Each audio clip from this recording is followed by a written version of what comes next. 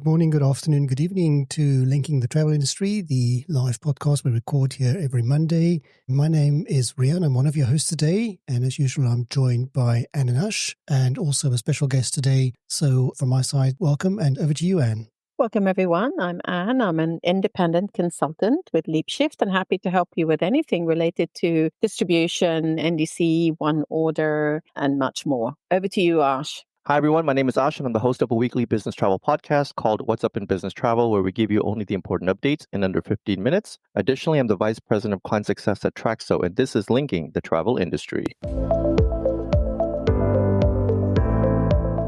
For those new to the event, welcome. The format here is a discussion of the most talked about LinkedIn stories relating to the travel industry that was talked about last week. Our first story actually warrants a guest today on the show as well. And that story relates to the extortionate airport charges at Heathrow.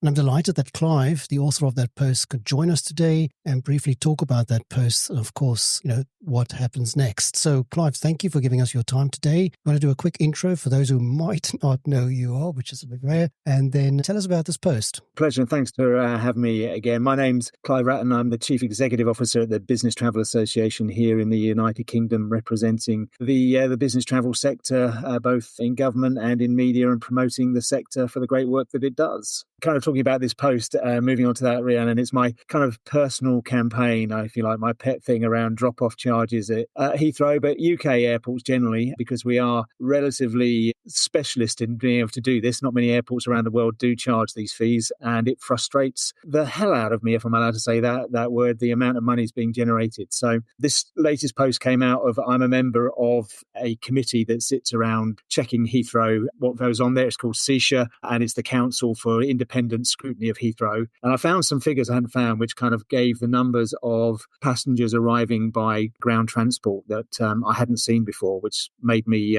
drive that post on the basis that Heathrow tell me this charge is to fundamentally there to stop congestion, put people to more sustainable travel modes. But of course, what the numbers actually say hasn't changed at all. It's just added money to Heathrow's revenue line, ultimately. And substantial amounts as well. Thank you for doing what you do on this topic. I said to you before the call, whenever I drive past an airport, I see airport charges now. I think of Clive, but that's not a bad thing. That's a good thing. Someone needs to be exposing this, and you are doing such a great job about this. Those stated, goals that they talked about, the environmental and congestion goals, so absolutely not achieved at all, right? But just added, as you estimate, about £171 million of income. So that number is very conservative. We based it on 30% of car or taxi arrivals at the airport, which is an estimation taken on some basis from around the world of how people arrive at airports. So it is an estimate, but the most important thing is that it is a very large number, and they put a pound on it recently, which added around about 30 million straight away.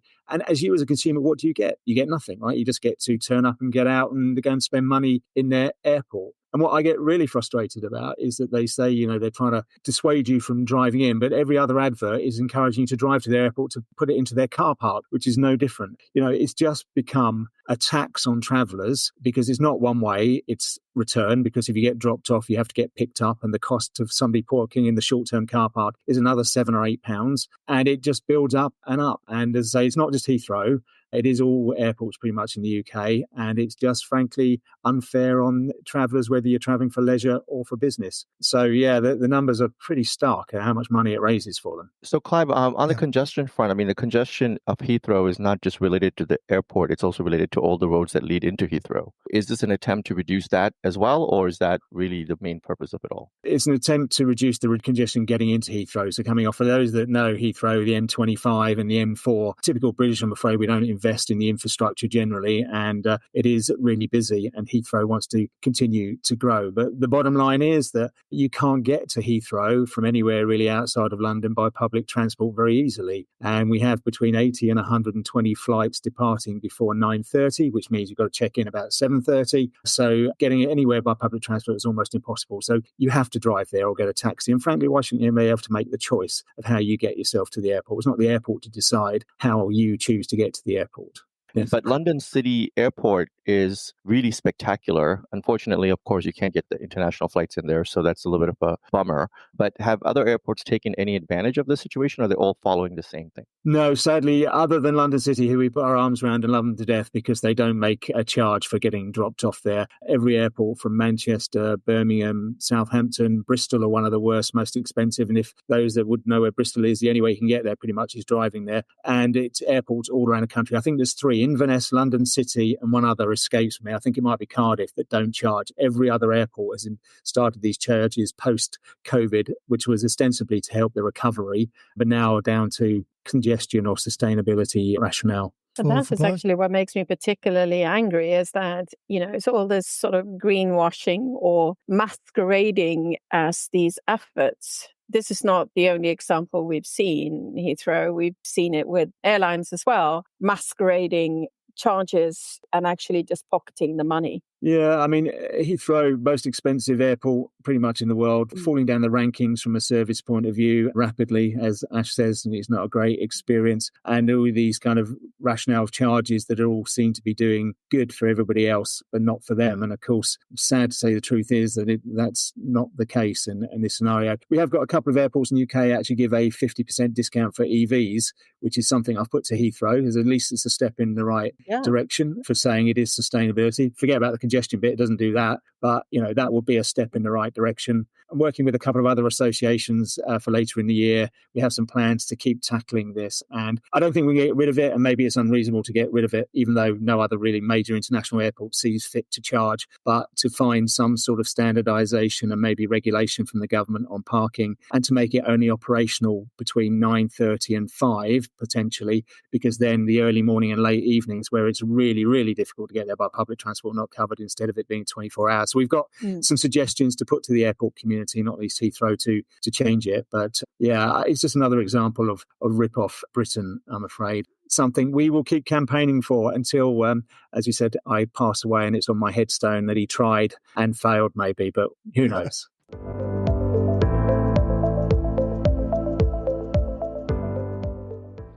So, Anne, I think the next story on the list, move heavily criticized by airlines and IATA of 8 countries proposing aviation tax on premium flyers. I agree with IATA here. I find it very strange. And I also find the list of countries very strange. I mean, France wants to tax anything and everything and everybody, and right? That doesn't surprise me so much. I must say that Barbados, Somalia was really a bit of a surprise in there. You sort of go, really? So I struggle. Don't you struggle? Yeah, I mean, Barbados, Antigua, what are they doing on this list? I would love to look into the stats and sort of see how many premium passengers are there, flights in general to Barbados. I mean, I'm sure there is quite a, significant number, but, come on, it can't be. So, Clive, what do you make of that story? You have any opinion on this? The Caribbean has a massive premium market from cruises and that area. And this is just another one of those reasons around greenwashing. That's what this is all about. When premium passengers are bringing huge revenues into that country's GDP. And it's a real misunderstanding of the value of the passenger and what it does if you don't have those premium passengers on board the airline in terms of the prices that then have to be charged for the economy passengers, which is counterintuitive to bringing tourism or business to their countries. So I think it's a cheap shot at the sustainability message is where I see it coming from. And I just don't understand the mentality of countries penalising high spenders coming to their nation. It's just odd. Why do they always go after the public domain? Why don't they go after the private domain? So, for example, premium travels, in my opinion, are usually the ones that are flying the private jets across the world. Yeah. That's where the tax should reside, because then you can really focus on the right group of people versus the commercial flyers. Half the commercial flyers are getting upgraded for free. They're not real premium travelers. Because you're flying premium doesn't mean you're loaded, right? You can be doing it for business. It could be a one-off experience. You could be going in and out of the day to sign a multi-billion-pound deal for Barbados tourism, and you've got to be out in the same day, and you need to do it. So all of those, it's seen as a very easy attack, and we've seen it here in the UK and talked about. And I think it's something the industry has to take hugely seriously and work together against to make sure that these kind of taxes are seen for what they are.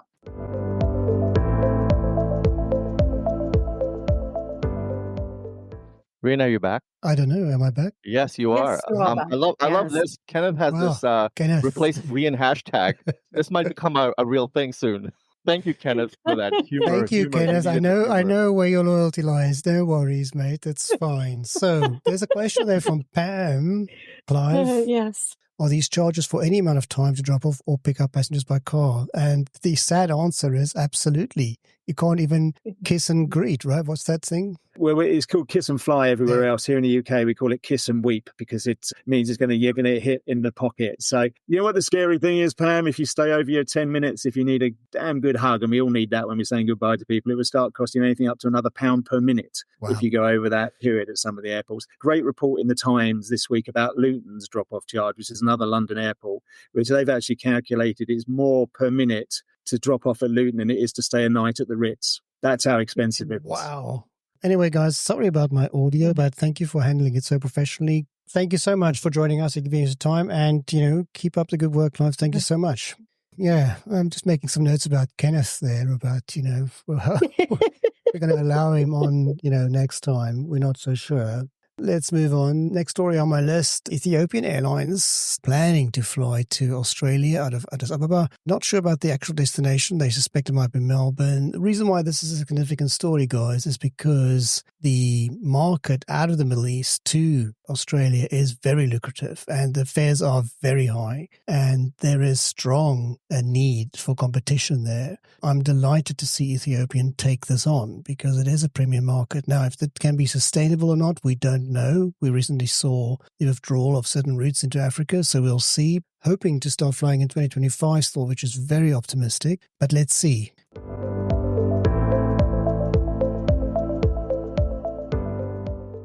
And then the next story on my list was an interesting post. I saw that CWT, they've already had a AI integration with their customer-facing data reporting tool, but they've added a real-time natural language query tool that customers can ask questions and what they say can mirror a real conversation. But Ash, tell me what you make of this. Why is CWT still coming out with stuff? And shouldn't they be already stopping all new developments? I mean, not that this is a new development of any kind. Everybody else has had this for a while now. So they're not doing anything remarkably new with this Tim. But do we really need to know Tim, or should just Tim go away? We don't know what Amex is going to do with this business once they take it over. I mean, it might retain some direct customer engagement. I'll tell you what Amex is going to do. They're going to replace everything with their own stuff. Okay. I guess they need something for GBTA, Rian, is what I'm trying to say. Oh, I see. Okay, fine. Yeah, okay. They have to have something at the booth. So I just want to turn to the audience and say thank you so much for giving us your time and for coming up with Votes Out Ria and hashtags. We appreciate that, Kenneth. Tell us where you are listening from. We do appreciate hearing where in the world you are listening from. Every time we see these comments, we are so amazed by our global audience. So just drop us a comment and tell us where you are listening from. But really, this is just to say thank you for your support. We've got a wonderful audience in here and for giving us your time on a Monday. We've already had Pam on. Obviously, we've had Kenneth on. Chris Finneran, always listening in. Thank you so much. He's got a comment there about the CWT story, hedging bets in case the fire doesn't come through, maybe. But thank you for your support as well, Chris. We appreciate that, a lot. So there we go. See, Rian, I'm not the only one with those kind of thoughts. Yes, indeed. This was an interesting story that I spotted. Peter Elbers, in a talk that he gave, he was calling out Europe's, and I quote, obsession with green issues. And he was saying it's hurting airlines and holding back economies. Very strong statement. And, he calls a spade, right? He's not scared of it. Yeah, and I admire that. I appreciate that he's saying we have to be, more outspoken about this, realistic. Again, there's just so much greenwashing and vagueness in general. And, I've been talking about this for a very long time now, saying that the European market is really getting eaten by airlines outside of Europe. Yeah. And we know there are many worrying aspects of the European aviation industry. The EU should just start their own airline and tax themselves. Yes, you've said that before. Yeah. Yes. Yeah.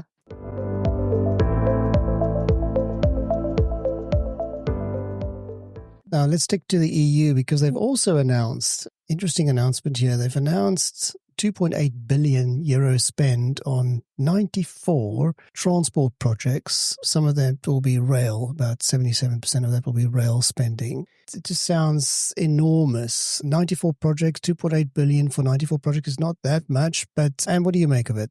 It's very interesting that 77% is rail. And we know that we need rail transformation in many parts of Europe. I mean, rail is really, like I said, functioning well in countries like France, Spain, Portugal, Italy, and Switzerland, of course. But you sort of, the rest, much needed, especially in your part of the world.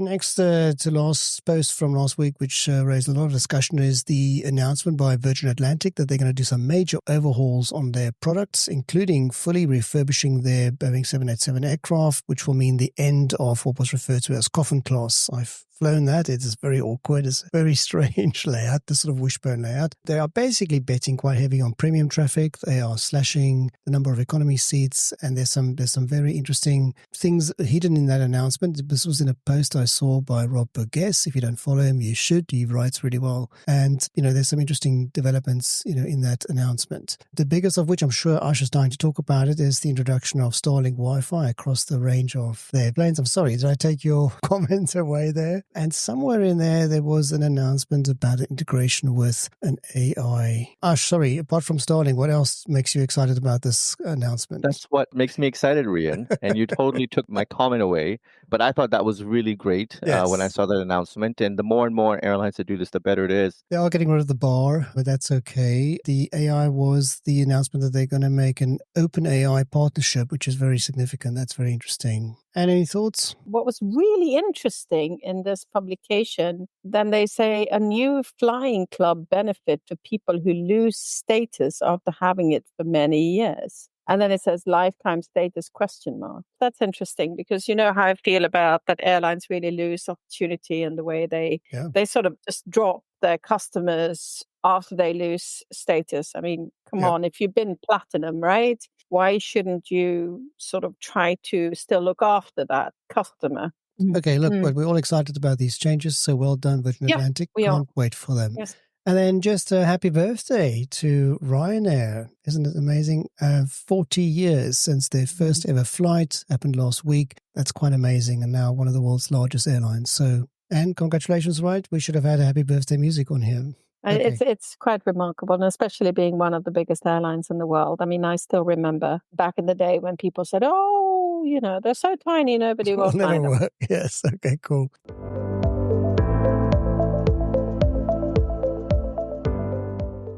And Ash, any extra stories from you? I'll just mention a couple of real quick things, and we can talk about them next week as well. Yep. Here in the U.S., the Transportation Security Administration eliminated the shoe requirement, so you can now keep your shoes on when you pass security. A big win for travelers. I think everybody's going to be really happy about that. Yeah. Those, of course, who have benefits like Clear and things like that don't do that anyway. TSA PreCheck, you don't have to do that, but now this will be applying across the board. So I think travelers are going to rejoice when they go to the airports. And then the other thing is that just this morning, Axiom 4 mission departed the International Space Station.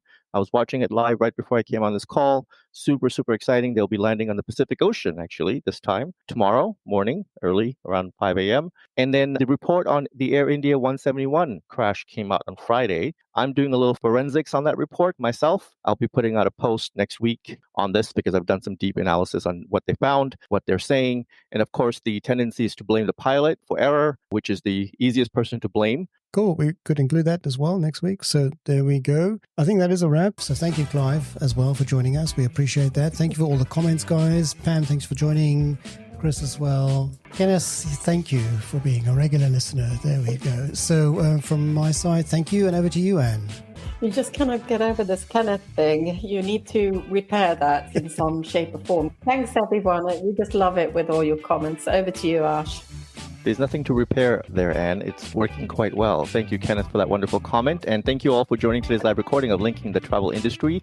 We record this podcast live every week on Monday.